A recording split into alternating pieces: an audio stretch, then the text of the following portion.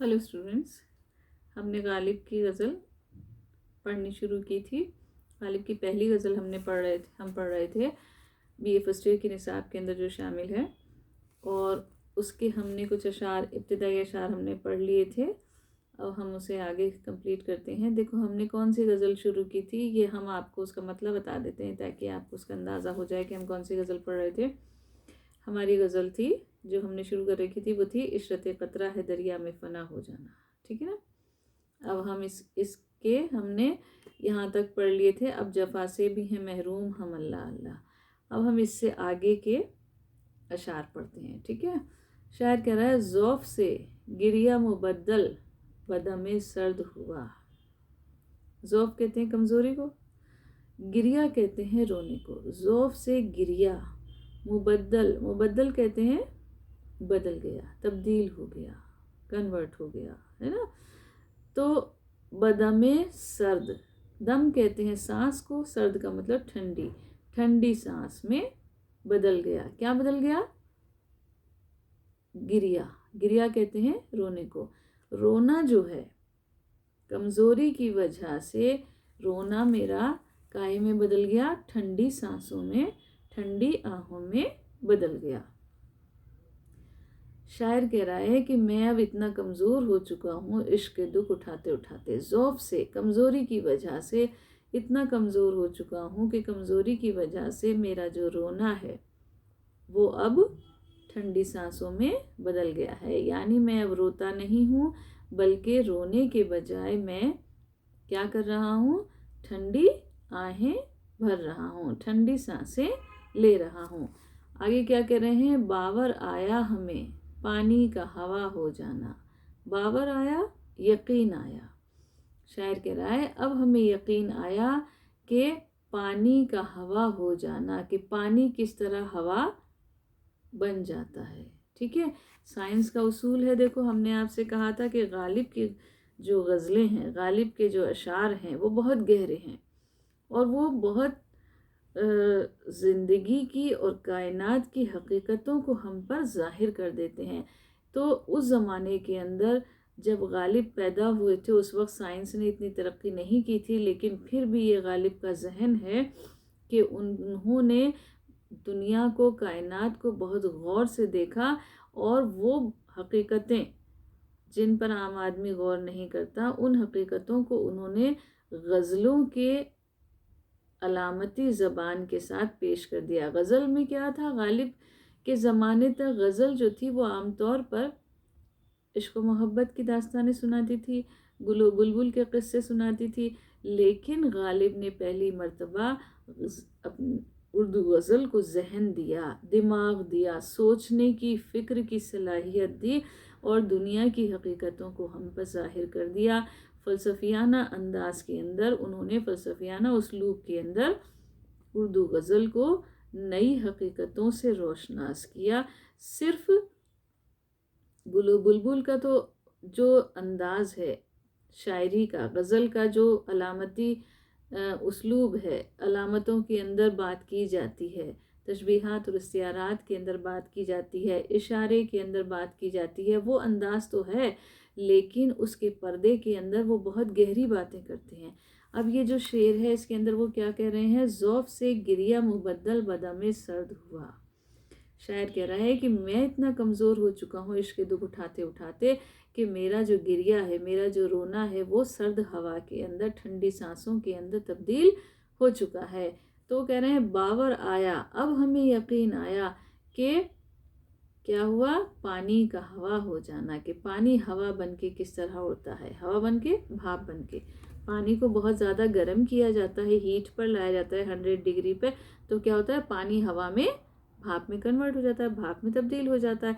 तो शायर यही कह रहा है कि अब हमें यकीन आया कि किस तरह अनासिर में तब्दीली पैदा होती है, यानी किस तरह जो पानी जो है वो भाप बन जाता है, हवा बन जाता है। कि हमारा जो गिरिया था, रोना जो था, हमारे जो आंसू थे, वो कमज़ोरी की वजह से, यानी बहुत ज़्यादा दुख उठाए हमने, बहुत ज़्यादा हमने गम उठाए, तो हमारे गम उठाने की वजह से हमारे रोने की जो ताकत थी वो ख़त्म हो गई, और उसके बजाय हम ठंडी आहें भरने लगे। तो पानी हमारी आँखों का किस में बदल गया?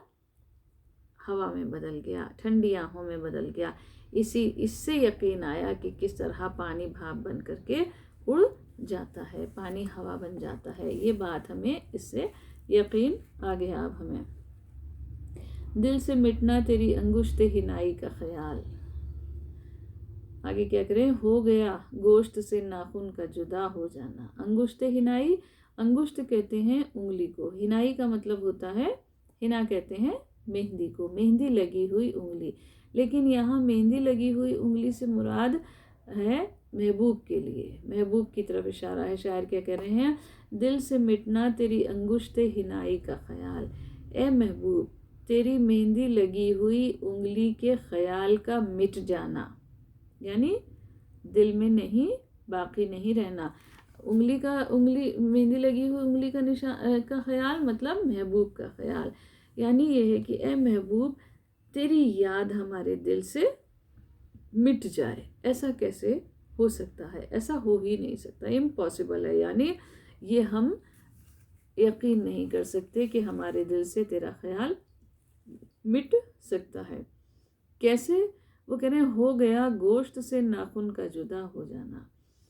नाखून का गोश्त से जुदा हो जाना, जैसे इंसान के नाखून जो हैं वो जो गोश्त से जुदा नहीं हो सकते, है ना, नहीं हो सकते ना, हमारे नाखून जो हैं वो गोश्त से जुदा नहीं हो सकते। उसी तरह मेरे दिल से तेरा ख्याल मिट जाए, ये नामुमकिन बात है। ठीक है, आगे क्या कह रहे हैं? गर नहीं निखते गुल को तेरे कूचे की हविस। गर नहीं, अगर नहीं है, निखते गुल, निखत कहते हैं खुशबू को, गुल का मतलब फूल, फूल की खुशबू। अगर फूल की खुशबू को नहीं है तेरे कूचे की हविस, कूचा कहते हैं गली को, तेरी गली की, ए महबूब तेरी गली की अगर फूल की खुशबू को हविस नहीं है, यानी वो वहाँ नहीं जाना चाहती, अगर फ़ायदा नहीं उठाना चाहती तेरी गली से फूल की खुशबू, यानी तेरी खुशबू भी वो चुराना चाहती है। तो अगर वो नहीं चुराना चाहती, अगर वो उससे फ़ायदा नहीं उठाना चाहती, अगर वो तेरी गली तक नहीं पहुंचना चाहती, तो फिर क्यों है गर्दे रहे जौलाने सबा हो जाना? तो फिर क्यों वो, गर्द कहते हैं मिट्टी को, गर्दे राह की गर्द, रास्ते की गर्द, किसके रास्ते की? जौलाने सबा, जौलान कहते हैं तेज़ी को, सबा का मतलब है हवा। हवा जो तेज़ी से चलती है उसके रास्ते की धूल क्यों बन रही है? कौन? हवा, उसकी फूल की खुशबू।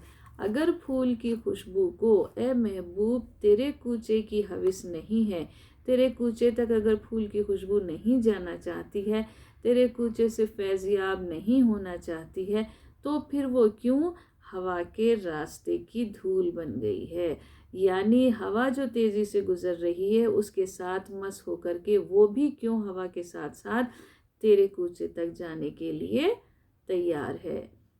तो महबूब के खुशबू से फ़ायदा उठाने के लिए शायर कहना चाह रहा है कि महबूब की जो खुशबू है उससे फैज़याब होने के लिए फूल की खुशबू भी हवा के साथ साथ उड़ करके महबूब के कूचे तक पहुंचना चाह रही है। ठीक है, ताकि तुझ पर खुले एजाज़ हवा ए सैकल, एजाज़ कहते हैं मुझसे को, करिश्मा, चमत्कार। तो वो कह रहे हैं ताकि तुझ पर खुले एजाज़ हवा, हवा का करिश्मा, हवा का एजाज़, हवा का मुझसा। कह रहे हैं ए सैकल, ए चमक, तुझ पर हवा का एजाज़ खुल जाए, हवा का मुझसा खुल जाए कि हवा क्या करिश्मा दिखाती है। तो क्या है? देख बरसात में सब्ज़ आईने का हो जाना।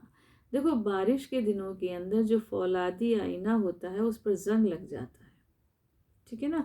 तो शायर उसी से मदद लेकर के ख्याल को किस तरह जाहिर कर रहा है, क्या कह रहा है? वो कह रहा है कि बारिश के दिनों में आईना जो है वो फौलादी आईना जंग आलूद हो जाता है, जंग लग जाता है उस पर। तो ये जो जंग है गोया क्या है? सब्ज़ा है। اور یہ سبزہ کس نے پیدا کیا ہے؟ ہوا نے پیدا کیا ہے۔ تو ہوا کا کرشمہ یہ ہے کہ وہ کس پر اثر انداز ہوتا ہے؟ فولادی آئینے پر بھی اثر کر دیتا ہے۔ تو ہوا جو ہے وہ دیکھو، اس کو اس طرح بھی ہم سمجھ سکتے ہیں کہ غالب جو ہے وہ یہ کہنا چاہ رہے ہیں کہ ہوا کو ہم شوق کے روپ میں بھی لے سکتے ہیں، لگن کے روپ میں بھی لے سکتے ہیں کہ انسان کے اندر اگر لگن ہے، انسان کے اندر اگر شوق ہے تو کیا ہے، اس کے اندر اگر خواہش ہے تو وہ کیا ہے کہ فولاد پر بھی اثر انداز ہو سکتا ہے، اثر کر سکتا ہے۔ یعنی آپ اگر کچھ چاہتے ہیں، آپ کے دل میں کوئی شوق ہے، آپ کے دل میں کوئی لگن ہے، تو فولاد پر بھی اثر کر سکتے ہیں، تو اسے پا سکتے ہیں۔ مطلب یہ ہے کہنے کا کہ کوئی اگر انسان دل میں ٹھان لے تو کیا ہوگا کہ جو پانا چاہتا ہے، جو حاصل کرنا چاہتا ہے، اسے حاصل کر لیتا ہے۔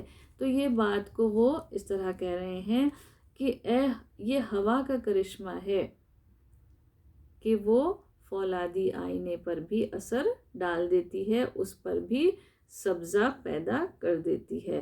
تو یہ بات ہوا کو ہم شوق کے طور پر بھی لے سکتے ہیں، انسان کی آرزو کے طور پر بھی لے سکتے ہیں، انسان کی خواہش ہے کے طور پر، یا انسان کی لگن کے طور پر، کہ اگر انسان کے دل میں شوق ہے، لگن ہے، آرزو ہے، خواہش ہے، تو وہ فولاد پر بھی اثر انداز ہو سکتا ہے۔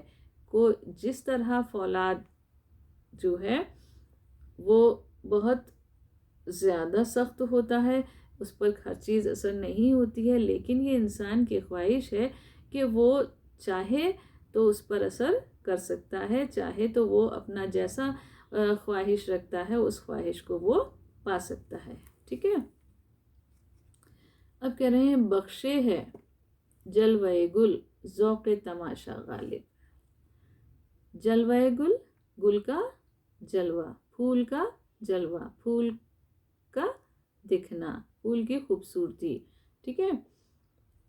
ذوق تماشا، تماشے کا شوق، دیکھنے کا شوق۔ شاعر کہہ رہے ہیں بخشے ہے جلوہ گل ذوق تماشا غالب۔ اے غالب، یہ غزل کا مقطع ہے، شاعر اپنا تخلص استعمال کر رہا ہے، کہہ رہے ہیں اے غالب، یہ جو پھول کا جو جلوہ ہے وہ دیکھنے کا شوق پیدا کرتا ہے، یعنی چاروں طرف بکھری ہوئی خوبصورتی جو ہے انسان کے اندر دیکھنے کا شوق پیدا کرتی ہے۔ چشم کو چاہیے ہر رنگ میں واہ ہو جانا، چشم کہتے ہیں آنکھ، آنکھ کو چاہیے ہر رنگ کے اندر واہ ہو جانا، واہ ہو جانا، واہ کا مطلب ہے کھلنا، کھلی رہے، آنکھ کو چاہیے کہ وہ ہر رنگ کے اندر کھلی رہے۔ دیکھو یہاں کیا مطلب ہے ان کا، بخشے ہے جلوہ گل، جلوہ گل پھول کا جلوہ، لیکن پھول کا جلوہ سے کیا مطلب ہے یہاں مطلب ہے کہ دنیا کی جو حقیقتیں ہیں وہ چاروں طرف کھلی ہوئی ہیں، بکھری ہوئی ہیں، اور وہ کے لیے انسان سے یہ تقاضا کرتی ہیں کہ ہم انہیں دیکھیں، انہیں سمجھیں، ان حقیقتوں کو سمجھنے کی کوشش کریں، ان حقیقتوں کو جاننے کی کوشش کریں۔ ٹھیک ہے، ہمیں خدا نے ذہن دیا ہے، عقل دی ہے، ہمیں آنکھیں دی ہیں دیکھنے کے لیے، ہمیں بہت ساری ایسی صلاحیتیں دی ہیں جو کہ کسی دوسرے جاندار میں نہیں ہیں۔ تو یہ کیا ہے، اسی لیے تو انسان کو اشرف المخلوقات کہا جاتا ہے۔ اشرف المخلوق کیوں ہیں، ہم کیوں ہیں اس میں اشرف المخلوقات میں شامل کیوں ہیں؟ اس لیے کہ ہم کیا ہیں، انسان کے اندر اتنی صلاحیت ہوتی ہے کہ وہ سب کچھ سمجھ سکتا ہے، دیکھ سکتا ہے، بول سکتا ہے، کام کر سکتا ہے ہاتھ سے بھی اپنے، تو وہ بہت ساری صلاحیتیں ہوتی ہیں۔ تو شاعر کہہ رہا ہے کہ دنیا کے اندر بہت ساری حقیقتیں کھلی ہوئی ہیں، بکھری ہوئی ہیں، چاروں طرف ہمارے دنیا کی حقیقتیں بکھری ہوئی ہیں۔ ہمیں یہ چاہیے کہ ہم اپنی آنکھوں کو ہر رنگ کے اندر، حقیقت کی آنکھوں کو ہر رنگ کے اندر کھلی رکھیں، تاکہ ہم ان حقیقتوں کو بنانے والے مالک جو ہے، اس کا جو بنانے والا ہے، اس کو پہچان سکیں، اور ان حقیقتوں کے پیچھے جو راز ہے ان کو بھی سمجھنے کی کوشش کریں۔ تو اس لیے غالب کہتے ہیں کہ ہمیں کیا کرنا چاہیے، ہمیں آنکھیں ہر رنگ میں کھلی رکھنی چاہیے، یعنی حقیقت کی جو آنکھیں ہیں، دیکھو ویسے تو آنکھیں سب کی کھلی ہوتی ہیں، لیکن کیا ہوتا ہے کہ ہم سمجھنے کی کوشش نہیں کرتے، دیکھتے تو رہتے ہیں سب چیزوں کو، لیکن کیا ہوتا ہے دیکھتے ہیں اور گزر جاتے ہیں۔ تو شاعر یہ کہہ رہا ہے وہ بات نہیں ہونی چاہیے کہ آپ دیکھیں سرسری نظر سے اور گزر جائیں، بلکہ دنیا کو سمجھنے کی کوشش کرو، دنیا کے تمام حقیقتوں کو سمجھنے کے لیے ہماری حقیقت کی جو آنکھیں ہیں وہ کھلی رہنی چاہیے۔ ٹھیک ہے، آج یہ غزل یہاں کمپلیٹ ہوتی ہے، نیکسٹ ویڈیو میں ہم دوسری غزل شروع کریں گے غالب کی ہی۔ امید ہے سمجھ میں آئی ہوگی۔ Thank you.